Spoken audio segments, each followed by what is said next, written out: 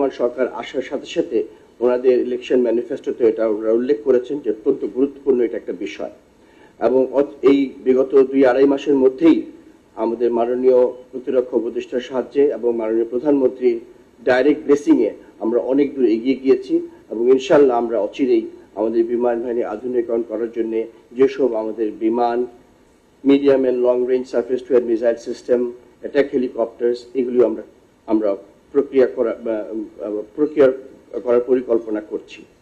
এখানে আমি বলে রাখি, বিমান বাহিনী প্রধান হিসেবে আমার দায়িত্ব বর্তায় as an air defence commander of Bangladesh also, যেটা কিন্তু অনেক গুরু দায়িত্ব।